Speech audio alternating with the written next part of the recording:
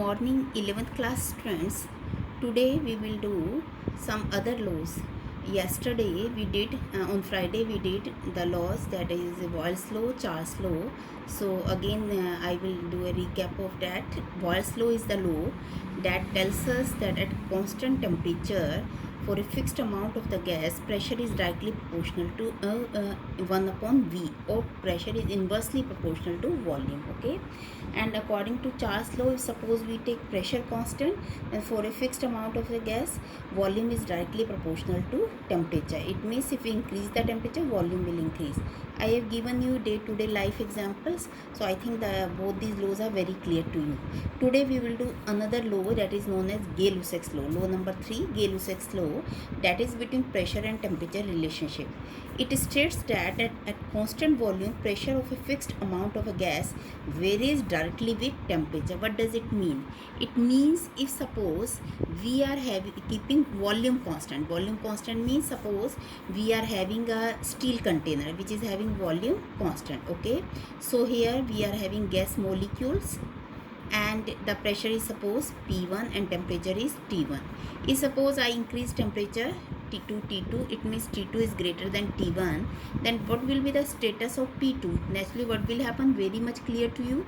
If we increase the temperature, kinetic energy of the molecules will increase. They will bombard with more pressure on the walls of the container, and you know pressure is equal to force upon area. It means bombardment of force applied per unit area, that will be more. Or you can say that P2 will be greater than P1. It means pressure is directly proportional to temperature. As I have told you in Charles law, volume is directly proportional to temperature, keeping pressure constant, but in this case we are keeping volume constant. So very simple and very easy to understand that on increasing the temperature, what happens? Naturally, kinetic energy of the molecules will increase. They will collide with on the walls of the container with more force, or forcibly more with force, more forcibly. Then what will happen? Pressure will increase. So we can write down, if we remove the sign of proportionality, we will put a sign of equal to, then we must have to bring some constant into temperature, or we can write down P upon T is equal to constant, or we can write down P1 T1 is equal to P2 upon T2. Okay, so this law is clear. Here I will give one example of day-to-day life. Is suppose in the summers, what happens? You will find whenever you are suppose filling your vehicle's tire tube with some air, and if suppose some air is more in summer, what happens?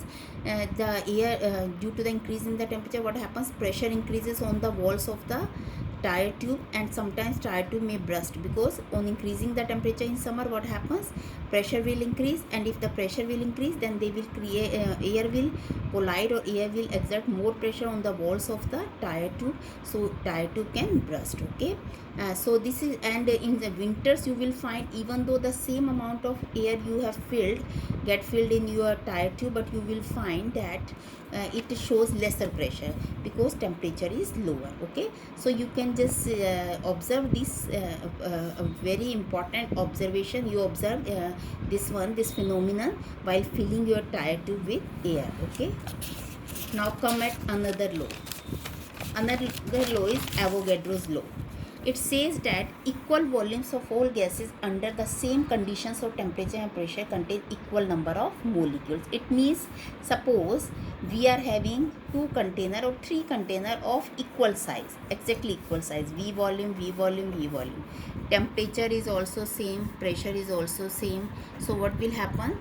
Same conditions of temperature, pressure. If suppose you are having some gas, suppose 10 molecules of methane, 10 molecules of methane. Now in one container you are having hydrogen, in another container you are having nitrogen. It is so strange and very surprising. The same number of molecules you will find of hydrogen, same number of molecules you will find of nitrogen. It means whether the size of the gas molecules is bigger or smaller.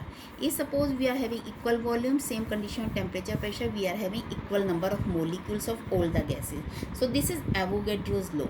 Okay, so it is very easy to do the calculations while finding. Suppose we know the number of molecules of a particular gas at volume, temperature, pressure, and we are being asked in another container of the same size, same temperature, pressure, how many molecules of hydrogen will be exactly same, equal to that. Okay, so this law is highly helpful in doing the numericals. One thing I would like to tell you that I will take numericals in your June class, and that is very soon. I will inform very soon. I am going to start. So in the June class, I will tell you how to find out how to do the solve the numerical based upon these laws. Okay.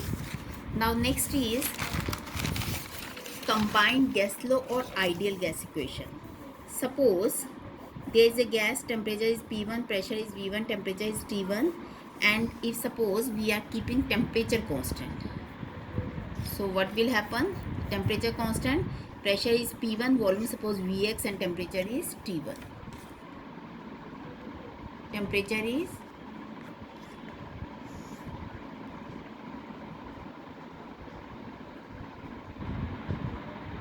above us.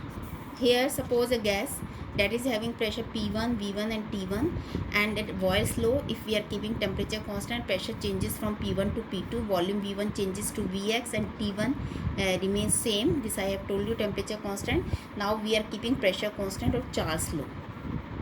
So you know very well, pressure will remain constant, volume will change, suppose V2, and temperature changes to T2. Okay, so now what is the relationship between these? Now first we take this is Boyle's law.